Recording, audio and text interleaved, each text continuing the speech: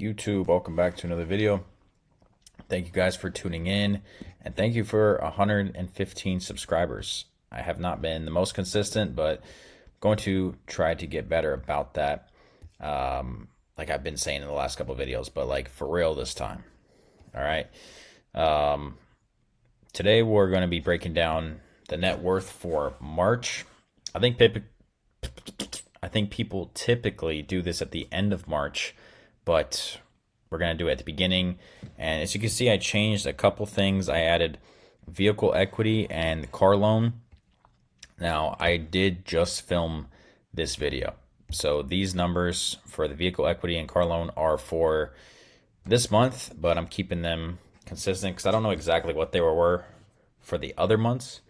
But yeah, this is kind of how we're looking. I actually already have the numbers, so I'm just going to kind of input them and keep this short, sweet, to the point while letting you know some changes that are coming up and kind of my mindset on everything as we go along. So my bank account right now is currently pretty low. It is at $673.88. I keep it pretty low because everything's been dipping and I've just been trying to buy as much as I can pretty much everywhere. I feel like I get the FOMO and I'm thinking I'm missing out, and I should keep a little bit of a cash reserve, emergency fund sort of thing. So I got a tax return that's coming in. I thought it would be this week actually, but I think it's going to be next week for a pretty hefty amount. It's like 8 or 9,000. So I might keep like $1,000 for a cash reserve or something like that. We'll see. But if things keep dipping, I'm gonna have to do what I got to do. 401k is sitting at $23,318.25.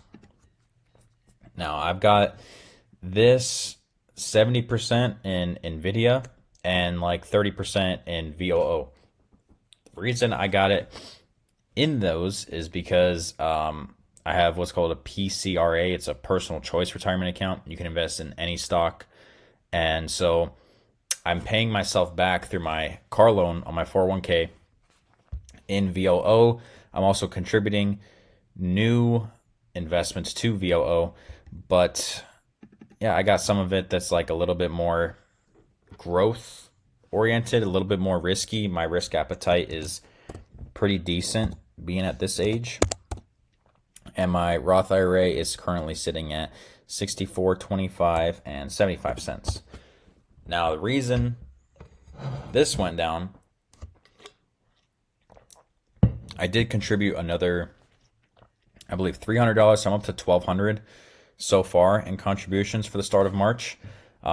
Reason this has went down is just because every single year for my Roth IRA, I pick one stock to put that 75 or at the time 7,000 towards.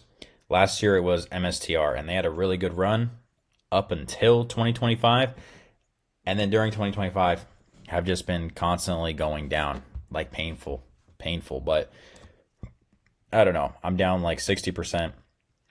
I'm letting it ride. Like I said, this year I'm being a little bit more conservative, and all my contributions are going towards VOO, but I'm not selling my MSTR. I'm going to let it ride. This is a retirement account, so I believe they will perform well over the next 30, 40 years. And my crypto holdings has also been going down, but I've been buying a lot. It is at $23,450.02. This is majority 95% in Bitcoin, and I feel like I'm getting a really good deal. I like when it keeps going down and seeing people cry their eyes out on Twitter. I just keep buying more. I'm not really focused on the dollar amount. I'm not full-blown Bitcoin maxi, but I'm kind of getting there. I'm focused on the amount of Satoshis that I'm getting and trying to get to that stacking goal of one entire Bitcoin. And with that 8 or 9,000 coming in, I think it's a really good opportunity to buy. But like I said, I'm going to keep a little bit of a cash reserve because you can't be balling out on $673 until you get paid in 2 weeks. I've also got all my clients to pay up for the month of March, so that money That $1,200 was just straight invested. I got no more side income coming in, but I got a fat tax return. So gonna keep a little bit in reserve, maybe like $1,000, like I said, and then, just invest the rest. Now, I've seen people argue, should you include vehicle equity? Should you not? I'm gonna do it. I don't know. Regardless, if you want to, you can minus this, but this is what I got. I have a 2022 Dodge Charger, and the current estimated equity off of Credit Karma is $20,425, which puts this at $80,000. Now, that car is not entirely paid off. I did it through the form of a 401k loan. So I had the money to begin with, and then I basically took a loan against it, so I'm paying myself back the interest, and so I'm not in any sort of debt to the bank, but it's like I'm the bank. So, anyways, I'm still going to consider that debt, and I'm going to put that amount right there. That's basically what we have, like so. My Discover card and my Sam's Club card are at 0, and my Gemini card, I believe, was decently there. It was 1,076, or no, yeah, $1,076 and 81 cents. This is a credit card that you get Bitcoin back on all of your purchases. I really like it, even though it's down right now. I think it's great and it'll perform very well. You get 1 to 4% back on literally everything. So this is where we're currently sitting, and the grand total is $67,000.26.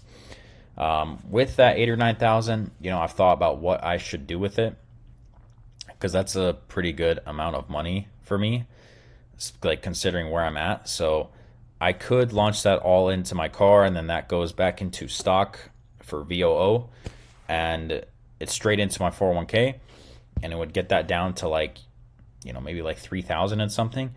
But I'm really not in a rush to pay that back, just because it's all going to me, and I don't plan on leaving my job anytime soon. I plan on working there for a good while. Even if I was making $5,000 a month as on my side income doing pools, I'd probably still stay at my 9 to 5, just because it's very easy. I don't ever take work home. The peace of mind of having it is very, very nice, despite it being tip based. And I also, what was the other point I'm gonna make? I'm just not in a rush to pay it back. I mean, I know if I were to leave, there's a 0% chance of me ever getting full time again.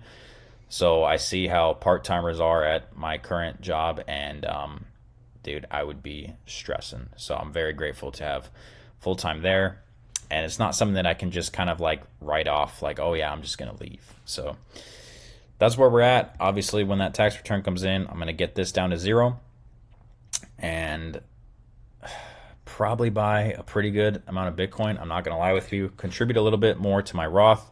Make sure that I'm on pace for that 7,500 to be done by the end of the year. But that's where we're at, guys. So let me know thoughts, comments, questions, everything like that.